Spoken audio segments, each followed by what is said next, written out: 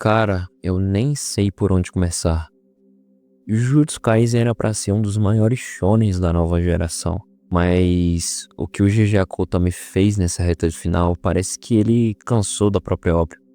Desde a volta do Gojo, do selamento e até a derrota do Sukuna foi um festival de decisões apressadas, furos e oportunidades jogadas fora. O ritmo foi pro inferno, o jogo do abate que deveria ser o coração político e moral da obra. Virou um monte de luta jogada no vazio. Regras, sequências, personagens largados e cada capítulo parecendo uma tentativa de encerrar algo que nem teve tempo de começar. Quando o Gojo voltou, foi hype mundial, parecia o início do fim do épico, que todo mundo esperava. A luta dele contra o Sukuna foi simplesmente absurda. Técnica, ideologia e emoção, o auge da obra. Gojo vs Sukuna, mano, essa luta foi o auge de Jujutsu Kaisen, não tem como negar. Gojo Satoru contra Ryumi Sukuna. Foi literalmente Deus contra o demônio. A batalha que o fandom mais esperava desde o primeiro volume. Era um encontro de ideologias, ego e poder. Dois monstros que queriam se provar quem era o mais absoluto. Cada capítulo parecia uma aula de como se constrói tensão, as explicações dos limites, as estratégias de domínio, o uso do Mahoraga, o vazio roxo, tudo tinha um peso. Não era só pancadaria, era xadrez com energia amaldiçoada. A luta foi insana, poética até. E o Gojo no fim, morrendo com um sorriso, foi um encerramento digno de um rei. E a morte dele doeu, mas foi necessária. Era o ponto de virada para a história respirar, para a nova geração brilhar, para Yuji e o Megumi tomarem as rédeas. Mas sabe o que veio depois? O nada. A morte do Gojo deveria abrir espaço para algo ainda maior. Mas o que veio depois foi só um vazio disfarçado de sequência de lutas. O Sukuna continuou lutando, sem propósito, só pra bater no próximo, e os outros personagens pareciam perdidos, sem alma, sem peso e sem desenvolvimento. O problema não foi o Sukuna vencer o Gojo, foi o Gigi não saber o que fazer depois.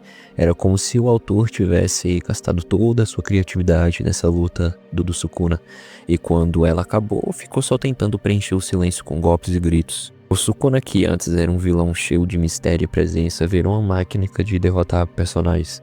E cada nova luta parecia menos especial que a anterior. Não tinha mais tensão, não tinha mais emoção. Não tinha mais aquele, pô, caralho, o que vai acontecer agora? Era só repetição. O Gojo morreu, e com ele morreu também o senso da escala da obra.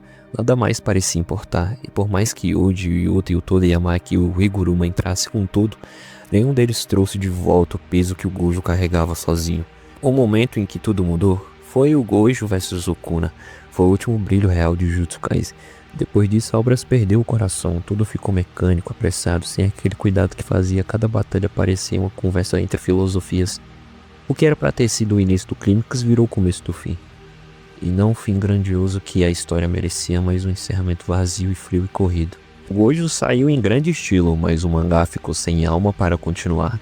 E o Sukuna, mesmo sendo o rei das maldições, virou um símbolo da própria ruína da narrativa. Poderoso demais, mas sem propósito. No final, nem a vitória de Yuji pareceu justa. Parecia que só o roteiro tentando tampar um buraco que ficou quando o Gojo caiu e a falta de desenvolvimento dele durante a obra. E aqui temos vários ciclos das lutas. Copiar e colar. Kashimo vai e perde. Higuruma vai e perde.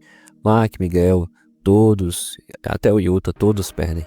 Tipo, é literalmente o mesmo ciclo de lutas com o mesmo resultado. Parece videogame em que você enfrenta um chefe várias vezes só pra ver o game over mudar de nome. E o pior, sem nenhum desenvolvimento emocional.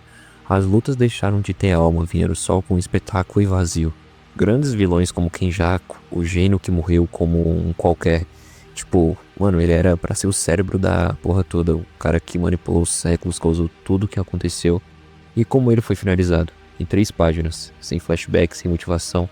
Só no payoff. Ele morreu e o mundo seguiu como se nada tivesse acontecido. Foi o ponto em que deu tudo pra sentir. O autor estava apressando o final. E tem a Namora, que era a parte do trio principal. Sumiu por dezenas de capítulos e voltou do nada, sem peso emocional, só pra servir como ferramenta de roteiro. Não teve um reencontro de verdade com Yuji, nenhum fechamento da trama dela. Nada foi tipo, olha, ela voltou e agora ajuda a derrotar o Sukuna. Mano, sério, isso é muito triste por uma personagem que representava tanto no início da obra. Eu já fiz um vídeo referente ao Megumi, mas, pô, cara, é um Personagem muito apagado, cara. Tipo, ele era o contraste de Yuji, que tinha toda uma história sobre a família, o destino e sacrifício. Virou literalmente um corpo emprestado. A tragédia dele foi ignorada, o conflito interno nunca foi explorado. E quando Sukuna finalmente é derrotado, o Megumi nem tem um fechamento digno de um dos personagens mais profundos. Virou uma sombra esquecida. Simplesmente, cara, é um personagem que, na minha opinião, é o mais fracassado de Jujutsu Kaisen. Disparado, velho. E aí vem o Yuji, o cara que passou a obra toda tentando entender o que é ser ser humano, o que é certo, o que é a maldição. Mas quando chega a hora de derrotar o Sukuna, ele vence de um jeito que parece forçado. Não há explicação técnica convincente, nenhum contraste emocional completo. Parece que o roteiro decidiu, ok, é o momento do protagonista ganhar. Mas a gente não sente o peso dessa vitória. Não é o Yuji crescendo, é só o autor apertando o botão do fim. Jujutsu Kaisen teve altos e baixos, teve momentos incríveis e outros que deixaram a gente perdido. O ritmo se perdeu, algumas decisões não fizeram sentido, mas ainda assim foi uma obra que marcou uma geração. Mesmo com todos os problemas, eu tenho que reconhecer, e o ditador foi o coração dessa história até o último segundo. Ele não venceu o Sukuna por ser o mais forte, mas porque nunca desistiu, por carregar o peso de todos que ficaram pelo caminho. A vitória dele simboliza que Jujutsu Kaisen sempre foi a dor, sacrifício e humanidade. O problema não foi Yuji, foi como a luta foi conduzida.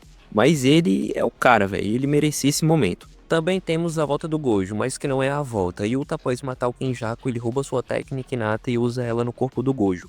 E volta o controlando, para tentar algo a mais contra o Sukuna, mas não adiantou nada. Foi só um momento de uma luta curta para chamar a atenção do público novamente para hypar a obra. Mas isso foi muito mal construído e mal aproveitado. Não tinha nem 40 capítulos que o Gojo tinha morrido e eles fazem isso, para ver o quanto o autor estava tomando decisões que antes jamais tomaria. Alguns personagens retornam de uma maneira meio que jogada, exemplo disso é o Higuruma e o Yuta. Higuruma tinha praticamente morrido pelas mãos do Sukuna, que lançou diversos clivares em seu corpo. E a cena que ele teoricamente tinha morrido dizendo para o Yuji, agora é com você, não passou mais de um momento para fazer referência ao Nanami e gerar uma motivação para o protagonista. Mas no final ele tá lá, tranquilo. Yuta simplesmente consegue voltar para o seu corpo original e tudo bem. Agora ele pode viver sem nenhuma consequência com a Maki e ter uma família. O problema não é ter, mas como foi desenvolvido no Rush. E cara, eu digo pra vocês, o Yuta ele só retornou pro seu corpo original pois ficaria muito estranho ver a Maki com o corpo do Gojo e ele controlando. Cara, isso aí ia pegar muito mal na fandom, ia gerar muito mais fanfic do que você imagina, cara. Já pensou se isso acontece? Se o Yuta não consegue retornar pro seu corpo original e ter um filho usa no corpo do Gojo, na Maki? Cara, isso ia dar um problema. Eu até gostei da morte do Choso. Ele se sacrificando pelo seu irmão é muito da hora. E mostra o quanto ele se importava com Yuji. Ele prefere morrer do que ver mais um irmão dele morrer em sua frente. E viver com isso pela vida. Muito boa essa parte. O trio dos protagonistas volta e todos estão felizes. Eles recebem uma carta do Gojo entregue por Yuji. Para Nobara, a carta diz: Opa, minha aluna, sua mãe está viva, viu? Ela não dá a mínima, pois escondiz com sua personalidade. Ela tem uma família agora, e tá tudo certo. Já para Megumi, ele diz que matou o pai dele. Megumi também não se importa, pois seu pai nunca esteve presente. E ele entende o quanto Gojo se sacrificou para ajudar todos. Isso é muito legal e coerente. Ponto para o Gigi nessas duas últimas cartas. Itadori e todos estão felizes. Me lembrou muito o final de Demon Slayer, onde sim, tem personagens que morreram, mas os queridinhos do autor sobrevivem. E o Itadori só não morreu, pois é o protagonista. Cara, até hoje eu fico pensando como o Gigi conseguiu desperdiçar a Era Heian. A gente passou a obra toda ouvindo falar desse período lendário. E era mais violenta, era dos feiticeiros mais poderosos. O tempo que o Sukuna era um deus entre os homens. O hype era gigantesco. Toda vez que o autor mencionava Era Heian, parecia que ele estava preparando a gente para uma explosão de história, cultura e mitologia. Mas quando finalmente tivemos contato com esse passado, não viu nada. Nem um flashback decente, nem uma construção sólida do mundo daquela época, nem uma explicação sobre como os clãs nasceram, como os feiticeiros se formaram, por que o Sukuna se tornou o que é.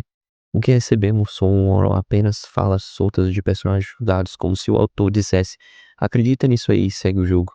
Reian era para ser o campo de origem da maldição humana, um tempo de caos, onde o medo e o ódio criaram monstros e feiticeiros. Era o cenário perfeito para explorar a filosofia, a tragédia e a origem do mal. Imagina se a gente tivesse visto Sukuna antes de virar um monstro que conhecemos. Imagina ver o Kenjaku em seu corpo antigo manipulando as linhagens dos clãs, testando maldições. Imagina entender o nascimento do Zenin e do clã Kamo. Tudo isso estava nas entrelinhas, mas o autor nunca mostrou de verdade. O que a gente teve foram só nomes, rumores e meia dúzia de frases como na Era Heian os feiticeiros eram assim. Mas cadê o peso disso na história atual? Cadê as consequências diretas desse passado no presente?